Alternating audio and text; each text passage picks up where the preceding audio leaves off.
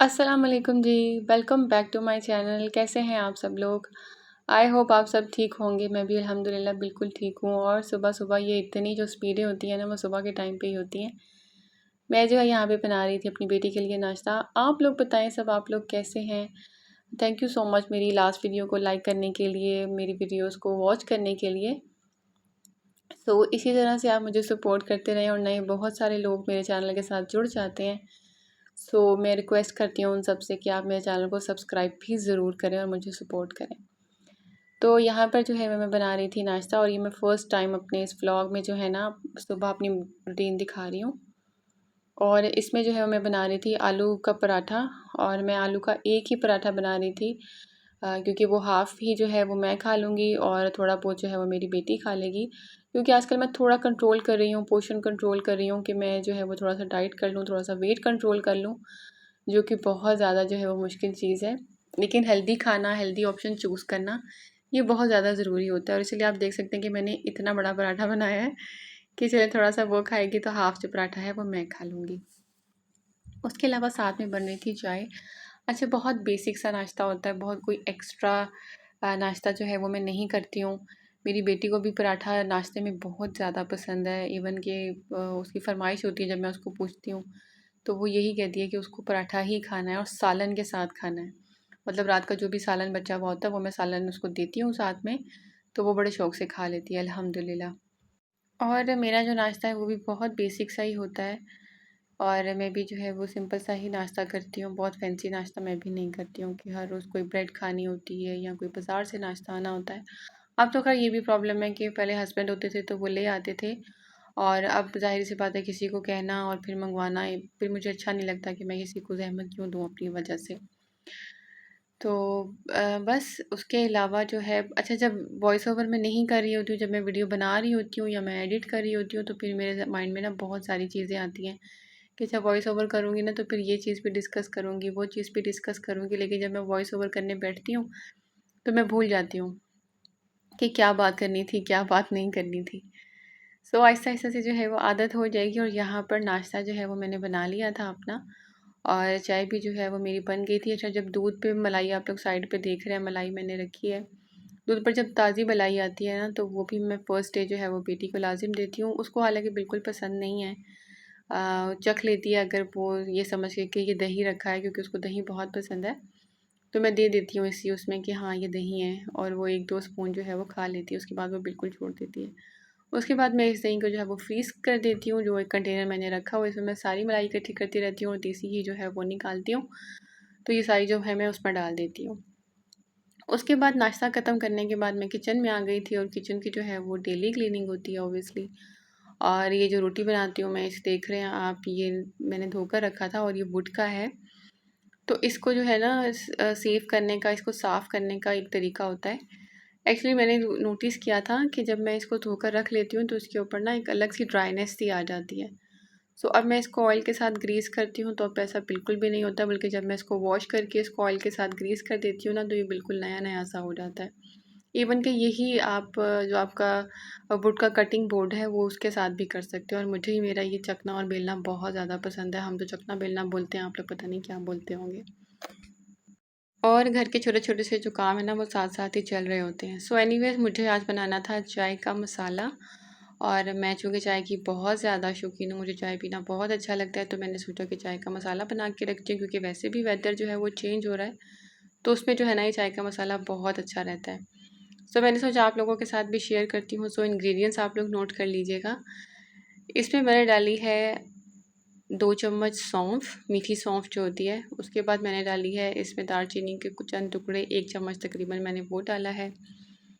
उसके बाद मैंने साथ में जो है ना 1 चम्मच ही मैंने लौंग डाली, और ये सारी कुछ-कुछ चीज़ें इसमें से रहती थी, वो मैं 1 दिन पहले ही लेकर आई थी। और इस मसाले के साथ आप चाय बनाकर पिएँगे ना, आपको मज़ा आ जाएगा। चाय की खुशबू पूरे घर में हो जाती है। बहुत-बहुत मज़े की चाय बनती है इसके साथ। उसके साथ मैंने ले लिया था ये जायफ़ल और जावित्री मैंने ले ली थी। एक-एक टुकड़ा मैंने लिया था, और इसको जो है ना मैंने तोड़ लिया था हाथ में, क्योंकि इसका अंदर का जो सीड होता है ना वो मुझे चाहिए था। ये मैंने एक लेकर उसको जो है वो तोड़ दिया था। इसका जो शेल था वो मैंने फेंक दिया था, और इसकी जो गिरी थी, जिसका जो अंदर का था ना बादाम सा था, वो मैंने मुझे चाहिए था तो वो मैंने इसमें डाल दिया था। इसको एक्चुअली रोस्ट करना और उसके बाद इसको क्रश करना आसान हो जाता है, इसलिए इसके शेल को रिमूव करना ना बहुत ज़्यादा ज़रूरी होता है। और इतनी प्यारी खुशबू जायफल और जावित्री की वजह से इसमें आती है ना, क्योंकि बिरयानी वगैरह के आपने देखा होगा कौरमे वगैरह के मसाले में भी ये लाजिम डलती है, तो बहुत प्यारी इसकी खुशबू आती है, इसलिए चाय के मसाले में भी ऐड होती है। उसके अलावा मैंने इसके साथ डाली थी इलायची। अच्छा, चाय जब मैं बनाती थी तो मैं अलग अलग चीज़ें डालती थी उसमें, लाजिम सौंफ, दालचीनी और इलायची तो लाजिम डाला करती थी। तो मैंने सोचा कि अब मैं चाय का मसाला बना लेती हूँ तो वो भी ज़रा अच्छी रहेगी। सब चीज़ें जो है वो पाउडर बना हुआ होता है, तो आपने चाय में डाला और बस जो है वो बना लिया। उसके अलावा मैंने यहाँ पर काली इलायची भी ली है, तो आप देख सकते हैं कि ये टोटल 7 मसाले हैं। और अब मैं क्या करूँगी, अब मैं इन सारे मसालों को जो है वो ड्राई रोस्ट करूँगी।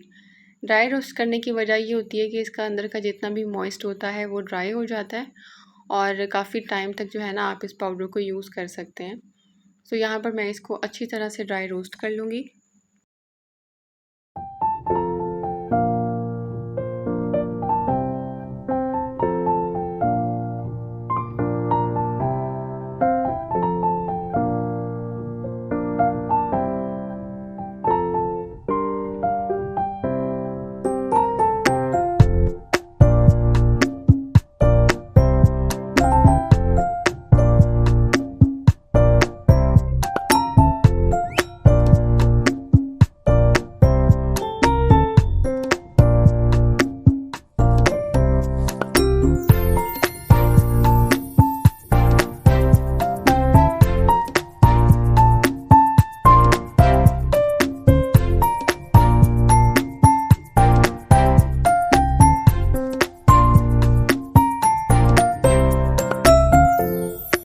आपने इसको बहुत लो फ्लेम पे ड्राई रोस्ट करना है। अगर आप फ्लेम जो है वो ज़्यादा हाई रखेंगे तो जल्दी से ये जल जाएगा और खुशबू नहीं आएगी और उसका टेस्ट भी जो है ना वो ख़राब हो जाएगा।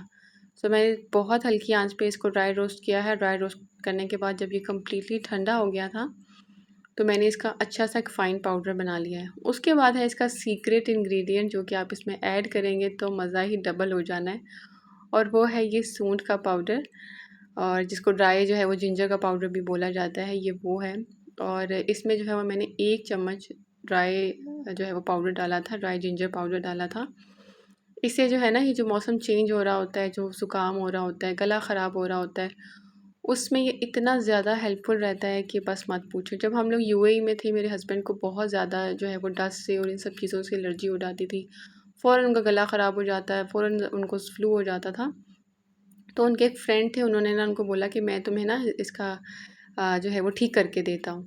वो हमें कैफ़े में लेकर गए और कैफ़े में जाके उन्होंने बोला कि आप ना ज़ंजीबील लेकर आएँ, और जिसमें दूध में ये सूंठ का पाउडर डाला जाता है। वो मेरे हस्बैंड ने पिया था और उसके बाद उनका जो गला था वो नेक्स्ट डे बिल्कुल ठीक हो गया था, उनका फ्लू बिल्कुल ख़त्म हो गया था। सो बेसिकली जो ड्राई जिंजर पाउडर है ना वो बहुत बहुत ज़्यादा अच्छा काम करता है। तो ये जो वेदर चेंज हो रहा है उसमें आप डाल लें। अगर आप सर्दियों में बना रहे हैं तो आप इसके 2 स्पून ऐड कर सकते हैं, लेकिन अगर आप गर्मियों में बना रहे हैं तो आप 1 स्पून ही ऐड करें इसमें, क्योंकि इसकी जो तासीर होती है ना वो गर्म होती है। सो आप लोग ये ज़रूर ट्राई कीजिएगा। आप यकीन करें आपकी चाय जो है ना वो, कोई अगर नहीं भी आपके हाथ की चाय पीता होगा ना तो वो डेफ़िनेटली आपके हाथ की चाय पिएगा, क्योंकि इसके बाद मैं इस पाउडर से चाय बना के अपने अब्बू को और इवन कि अपने भाई को जो बिल्कुल चाय नहीं पीता उसको पिला चुकी हूँ, और मेरे भाई को बहुत अच्छी लगी थी।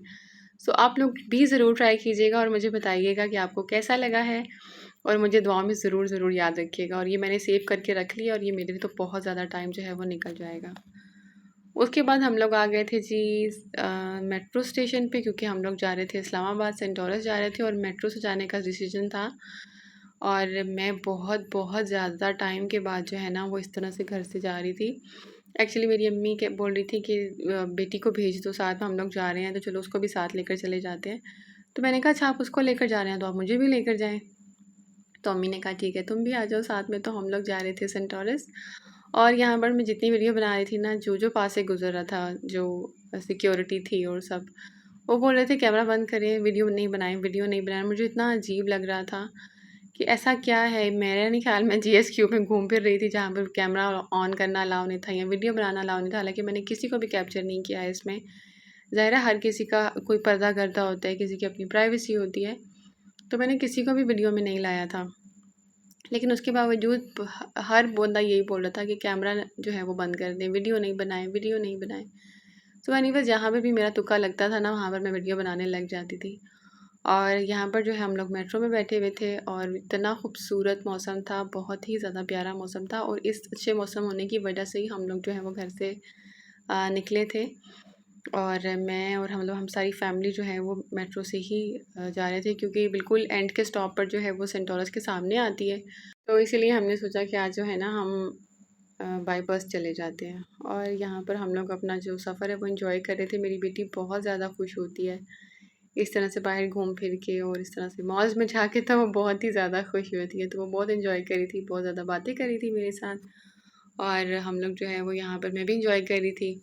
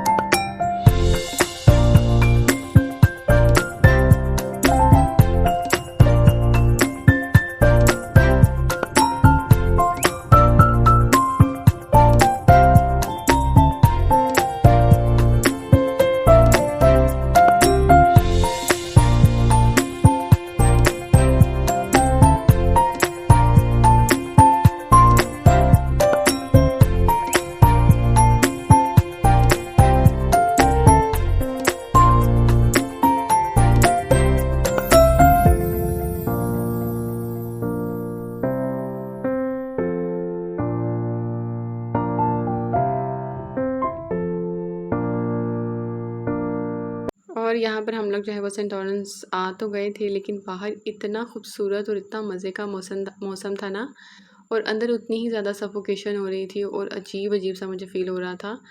तो बाहर जो है वो ज़्यादा सुकून हो रहा था। मुझे बहुत ज़्यादा घुटन होती है जब मैं बहुत ज़्यादा बंद इस तरह की जगहों पे जाती हूँ।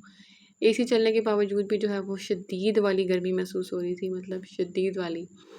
और असर की नमाज़ जो है वो रास्ते में हो गई थी, अज़ान जो है सॉरी वो रास्ते में हो गई थी। तो फिर यहाँ आकर प्रेयर रूम में हम लोग आ गए थे कि हम लोग यहाँ पर नमाज़ पढ़ लेते हैं।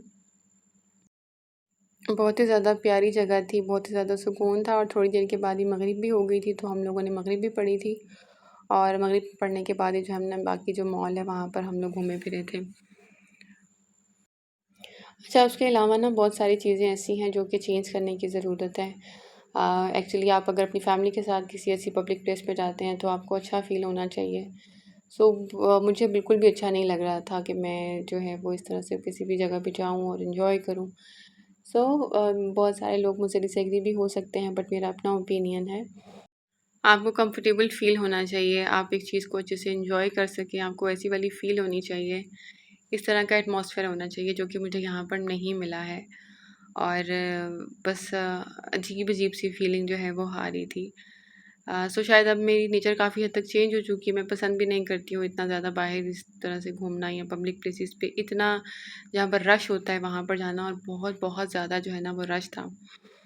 सो एनीवेज़ यहाँ पर जो है वो बेटी को भूख लग रही थी, तो उसने बोला उसको फ़्राइज़ खाने हैं। तो उसको फ़्राइज़ वग़ैरह लेकर दे रहे थे। और उसके बाद हम लोगों ने बाकी मॉल जो है वो थोड़ा-सा घूमा फिरा था। मेरी बहन को बीटीएस बहुत ज़्यादा पसंद है, बहुत सारे लोगों को पसंद है। तो यहाँ पर उनकी एक शॉप थी जो कि हमें ढूँढने में बहुत ज़्यादा टाइम लगा था, बट मिल ही गई थी। और यकीन करें सबसे ज़्यादा जो वीरानी थी ना वो इसी शॉप पे थी। सो एनीवेज़ आज का मेरा व्लॉग इतना सा ही था। आई होप आप सबको अच्छा लगा होगा। और अगर आपको मेरे चाय का मसाला अच्छा लगा हो तो ज़रूर मेरे चैनल को सब्सक्राइब कीजिएगा, मेरी वीडियो को लाइक कीजिएगा। इंशाल्लाह आपसे जो है वो मुलाकात करूँगी नेक्स्ट वीडियो में, और बहुत जल्दी जल्दी वीडियो अपलोड करने की कोशिश करूँगी। अपना बहुत ख्याल रखिएगा, मुझे और मेरी फैमिली को दुआ में याद रखिएगा। फ़ी अमान अल्लाह जी, अल्लाह हाफ़िज़।